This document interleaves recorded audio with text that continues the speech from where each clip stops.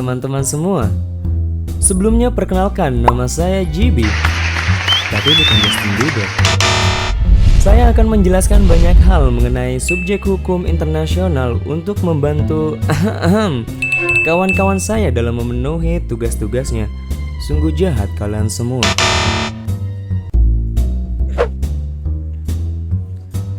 Negara menjadi subjek utama dalam hukum internasional. Mengapa demikian?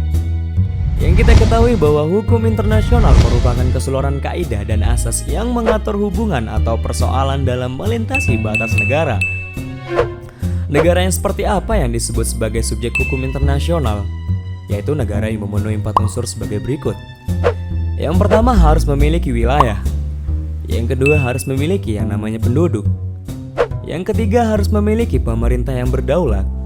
Dan yang terakhir, pengakuan dari negara-negara lain baik secara de jure maupun secara de facto.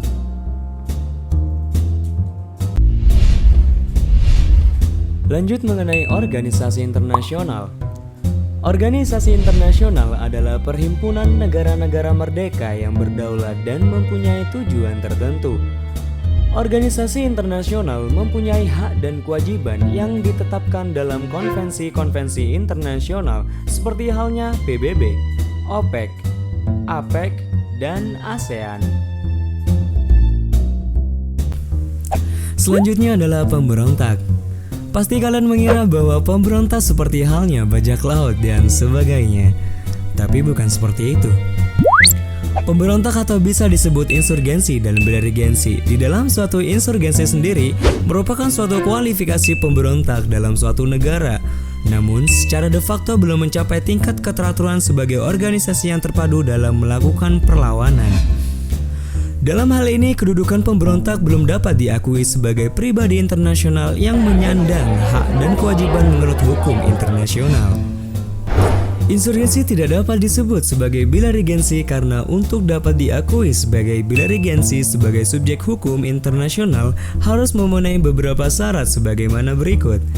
Yang pertama, pemberontakan telah terorganisasi dalam suatu kekuasaan yang benar-benar bertanggung jawab atas tindakan bawahannya dan memiliki organisasi pemerintahannya sendiri. Yang kedua, pemberontak mempunyai kontrol efektif secara de facto dalam penguasaan atas beberapa wilayah. Dan yang terakhir, pemberontak menaati hukum dan kebiasaan perang seperti melindungi penduduk sipil dan membedakan diri dari penduduk sipil serta memiliki seragam dengan tanda-tanda khusus sebagai peralatan militer yang cukup. Penjahat perang. Penjahat perang adalah orang yang melakukan kejahatan perang berupa perbuatan genosida, penipuan berupa seakan-akan mengangkat bendera putih namun ternyata hanya untuk menipu. Setelah perang usai, banyak tentara yang ditawan oleh pihak sekutu akibat kekalahan perang. Dan banyak pula para pengungsi seperti halnya warga sipil dan sekelompok orang yang mengungsi akibat perang atau keadaan bahaya lainnya.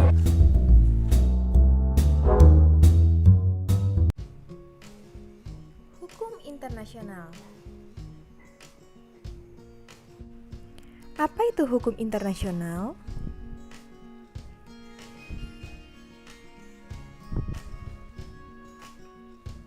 Menurut Pokhtar Kusumatmaja, hukum internasional merupakan keseluruhan kaidah dan asas hukum yang melintasi batas-batas negara, yakni antara negara dengan negara, negara dengan subjek hukum lain bukan negara, atau subjek hukum bukan negara satu sama lain.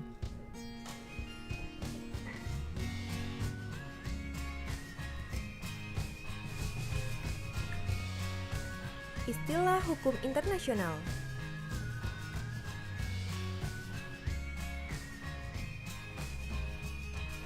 Satu, hukum bangsa-bangsa. Istilah ini digunakan pada zaman kerajaan-kerajaan dahulu. Hubungan antara bangsa-bangsa saat itu masih sangat jarang dan masih sangat sederhana.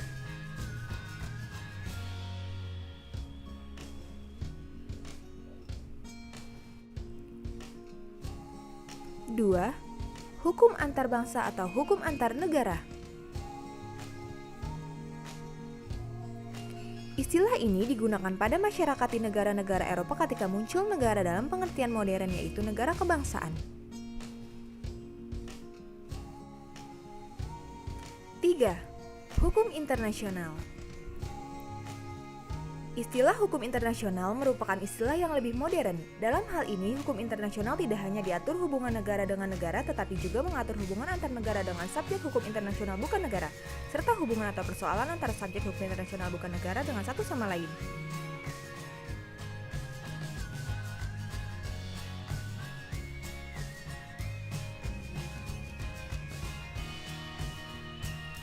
Sejarah hukum internasional.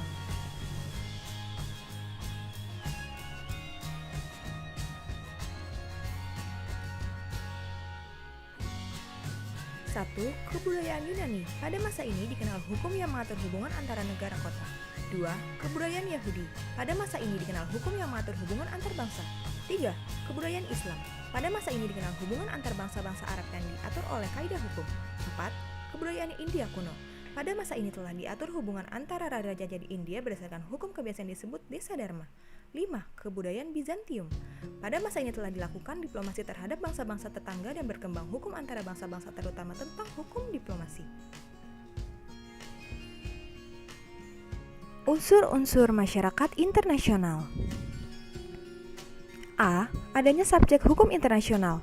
Negara, organisasi internasional, Palang Merah Indonesia, Tahta Suci Vatikan, kaum belegerensi, organisasi pembebasan, dan individu. B. Adanya hubungan antar subjek-subjek hukum internasional, dikarenakan adanya perbedaan kebutuhan subjek hukum internasional yang satu dengan subjek hukum internasional yang lain. Hubungan antara subjek HI dibagi dua. 1. Hubungan resmi atau hubungan tidak langsung. Disebut hubungan tidak langsung karena orang-orangnya tidak bertindak atas nama sendiri, tapi atas nama negaranya. 2. Hubungan langsung atau hubungan perorangan. Hal ini mencakup hubungan perdagangan, kemanusiaan, dan kebudayaan. Sumber-sumber hukum internasional. 1. Formal, terdiri dari tempat menemukan hukum, unsur pembentukan hukum, cara menciptakan hukum, dan dasar yang mengikat. 2. Material, terdiri dari sumber hukum untuk menentukan isi hukum, dan dasar yang mengikat.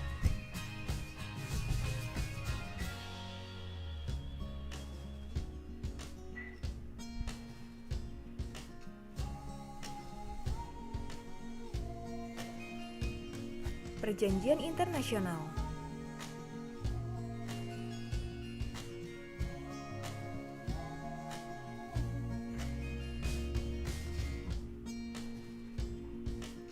Perjanjian internasional adalah perjanjian yang diadakan antara anggota-anggota masyarakat dan bangsa-bangsa dan bertujuan untuk menimbulkan akibat-akibat hukum tertentu.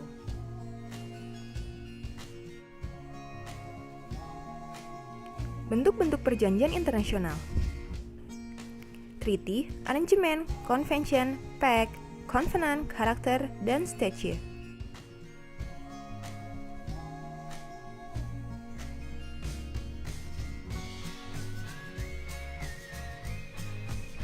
Sekian penjelasan mengenai pengantar hukum internasional. Terima kasih.